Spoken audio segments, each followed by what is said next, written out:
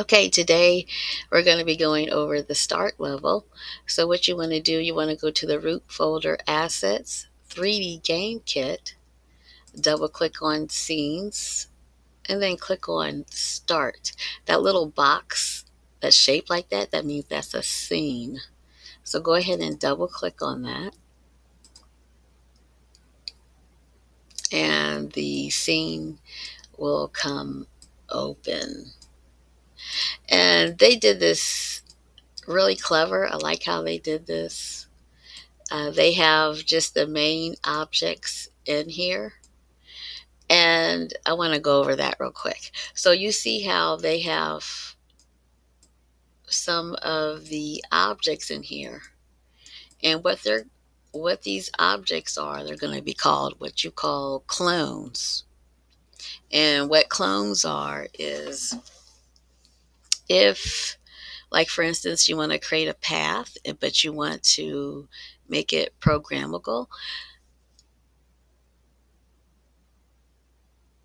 then what you want to do is you want to use a clone. And let's say, for instance, this particular object right here. Well, this is a whole prefab together.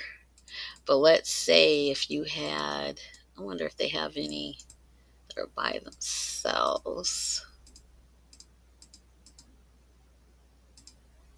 But let's say you had like something like this, and you said, okay, I want the path to be 100 of these long.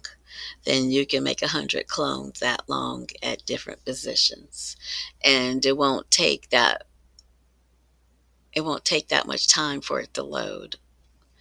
And especially if you're like using a mobile app, you definitely want to use clones. So all of these in the background are clones, and they just put part of the game in here, so it won't take that long to load. Now, since this is the start button, the only thing that you're going to do when the game starts is the only thing you're going to do is see like the main menu. So let's go ahead and let's start the game. And as you can see, it just has the start options and the exit game. That's the only thing that you're going to see. And then the background, which is really nice. And there goes one of the enemies right there on the left, bottom left. So this is the explorer, this is the enemy planet. And another thing I wanted to go over on this particular first part of the scene, as you can see, it has the start menu canvas. And I really liked how they programmed this. I was kind of playing around with it. There goes the one of the background with the options menu. What you can do, you can click on the source image, and you can kind of play around. You can see how they made the options menu, and this is so important. So when you make your game, you're going to realize how many images that you're going to need. You're going to realize what size the images should be, if you need to shrink them or not. And if you shrink an image, you want to make sure that the quality doesn't go down too much. So I'm going to double click on this image.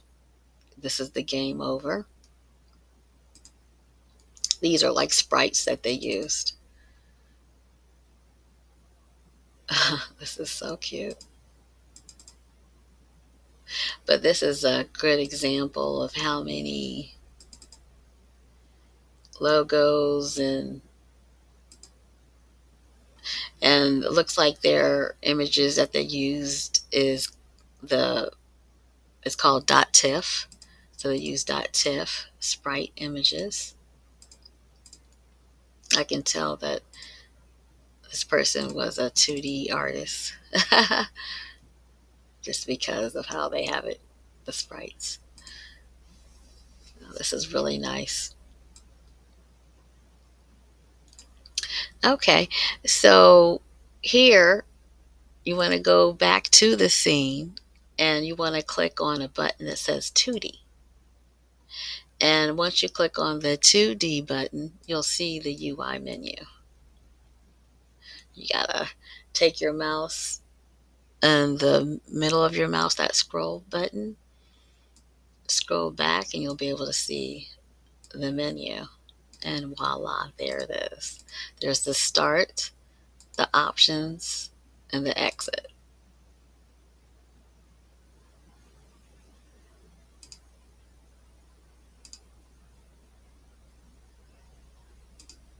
So you want to go down to start, and you want to go to start menu canvas.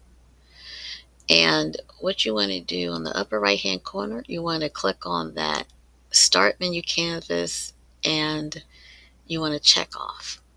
And as you can tell, when you clicked on that check off, it took that menu away. So you know you're looking at the right thing. So go ahead and click on that.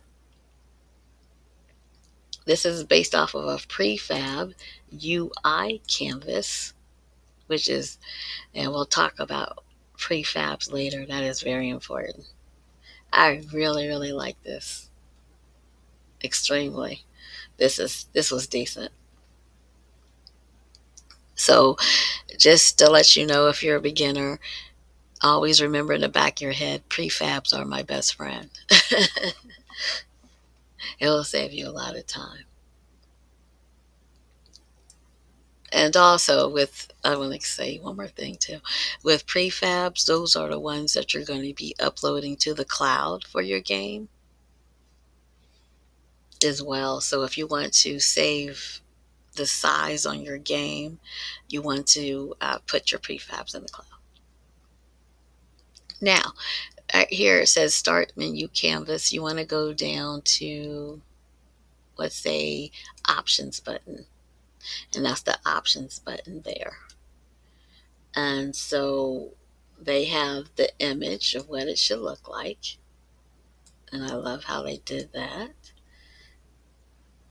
And you can click on it. And that's what that image is right here. Let me double click on that so you can see it. And that's what it looks like when there's nothing on it. And then it goes to sprite right here. I love how they did this. This is kind of cool. And when I say sprite, that's the Sprite 2D and UI. Okay. So now let me go back to where we were with that options button. So they put the image in there.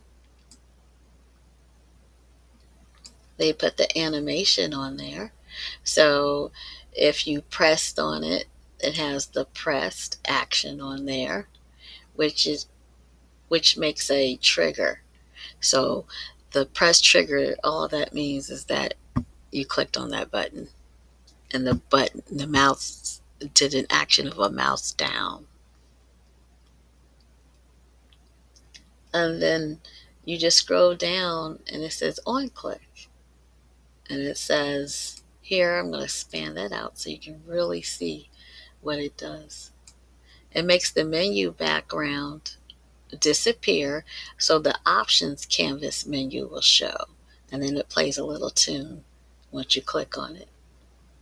So let's go ahead, the menu background, I'm going to go ahead and temporarily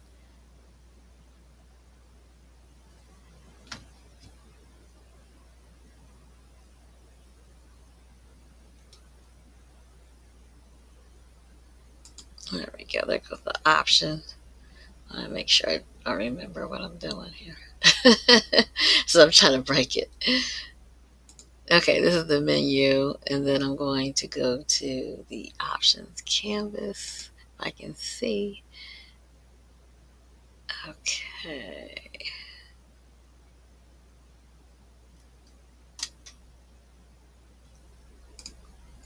That menu background, I'm going to make that disappear.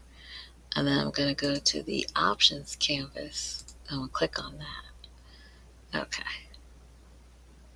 So here I have the options canvas, and as you can tell, the options canvas has all these different buttons on here. It has audio, controls, and back. So you can modify the sound, the controls. And that's, of course, that's the back button. And it just tells you what the credits are. They want to give credit to all the people that helped on this project. I'm just curious of the controls button canvas. This is how you learn. You got to break it.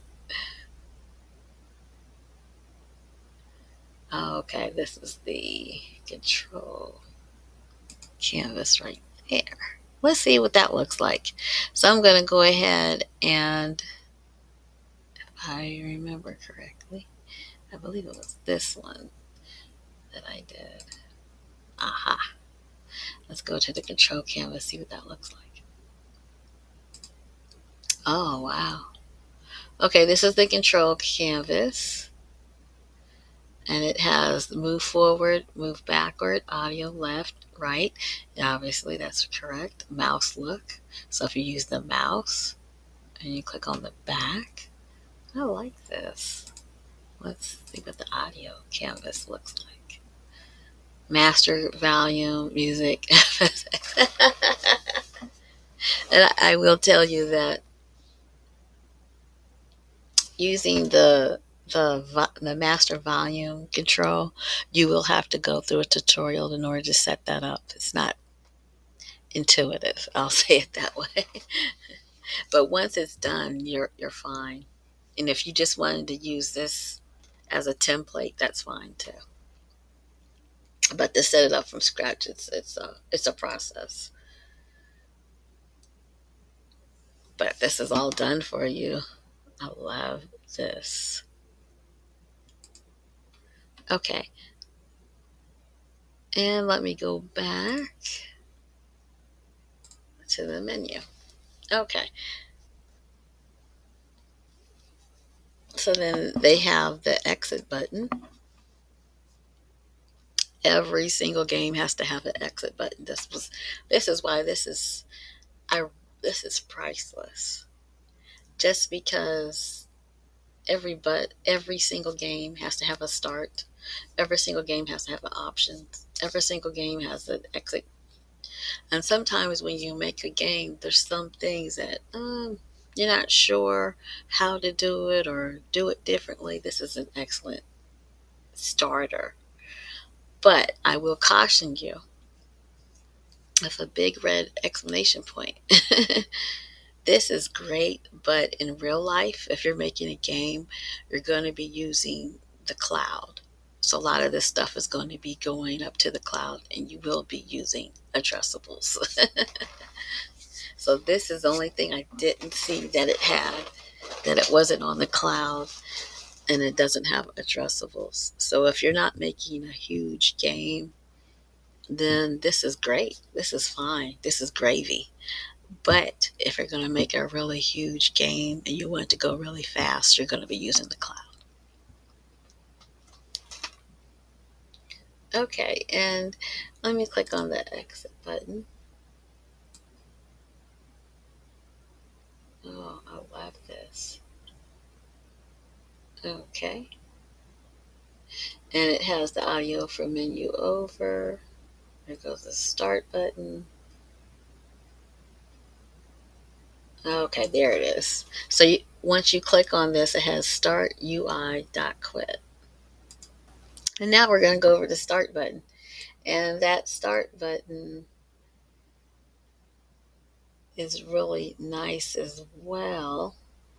So it has the press trigger for the pressed event, which is the on click. And what it does during the runtime only, it does the scene controller wrapper dot transition to scene. So it goes ahead and takes it to the new scene, which is the next level. up. And that's the scene controller wrapper, where it has transition to the new scene. Scene controller dot transition to scene transition point. So that scene controller will control if it goes to that next scene or not. And the wonderful thing about this, you don't even have to worry about the code because all the code is already done. If, and I stress this, if you're not doing this game in a cloud. And this particular game is for Windows. So if you're going to do a mobile game, it will be a little bit different.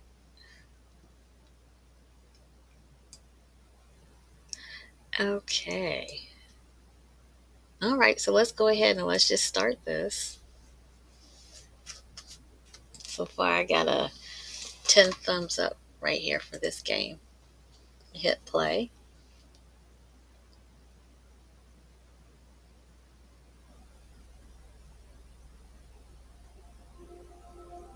Hear the background sound, which is awesome. I like the graphics.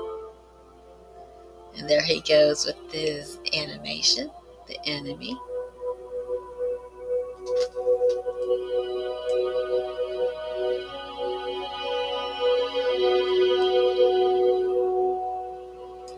Okay, so I'm going to go ahead and we'll click on options, click on audio. So, this is a little bit too loud, so I'm going to go down, hit back. I'm going to hit controls, and all it does is just show you, oh, I use the space bar to jump. I use the left mouse button to attack. So I'm going to hit back again to get out of there, and let's start the game. And there goes the loading, because it's going to take time for it to load. So it's going to show a loading screen first.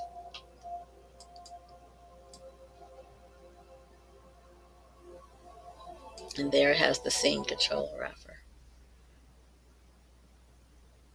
Okay, it's paused. Sometimes you want like a countdown or something, like when there's a pause, so people don't know there's something wrong. Oh, there she goes. And here goes instructions. Where am I? Can I even move my legs? So